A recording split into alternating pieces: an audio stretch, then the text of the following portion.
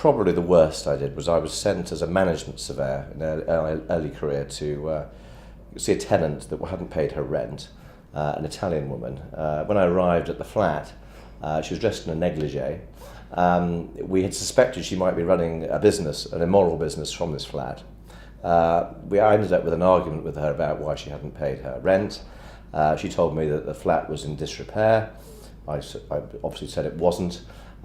She threw me out, and as the door slammed, the entire door and door frame landed on top of me. Just after I was a graduate, but I joined Hammerson, I remember driving into 100 Park Lane car park, had to go around a corner, and I reversed smartly into the chief exec's car, chauffeur-driven car at the time, Ron Spinney, with him in the back. So my career almost ended at that point, but I'm glad to say I got through it.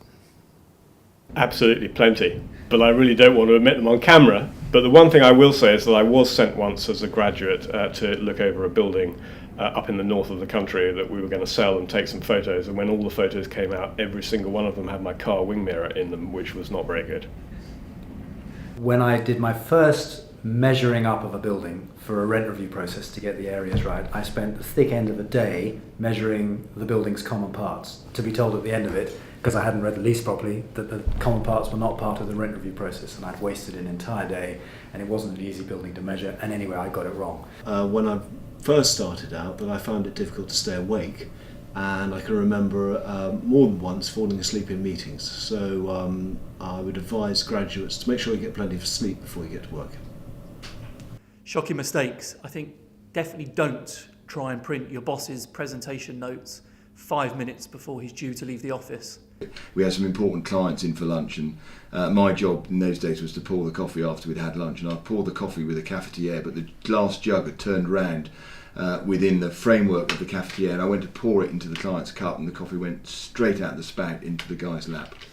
Never leave a dictation machine on when you turn to a colleague to say how unhappy you are with the service of your secretary, who is then going to type the letter you've just dictated. One of our graduate journalists, when asked in our kind of regular Monday morning meeting what they were up to and what they were working on that week, answered naff all. So even if you're not working on anything, it's probably best to hide that from your boss and try and look busy at least. I can remember an embarrassing moment for a graduate in my team when she got rather drunk in the pub, came back and fell asleep in a cloakroom, and then woke up a few hours later and set off the building alarms for the whole of Savills, and then was met by the police and went later to leave the building on her bike and then got arrested again by the police going the wrong way round Berkeley Square. Not my finest moment. A week into starting at Knight Frank, I forgot to put a viewing in my diary, so I ended up showing up to a viewing an hour and a half late, only to find that the purchaser's design team, his structural engineers, his architects, everyone else had gone.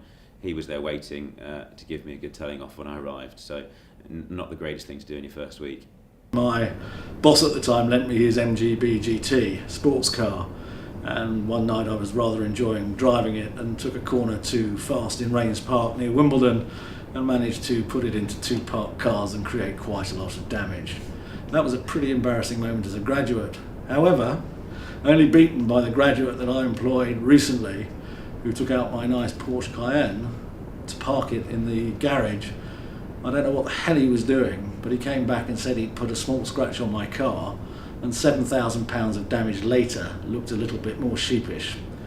James, I hope you're watching this, because I'm still after you.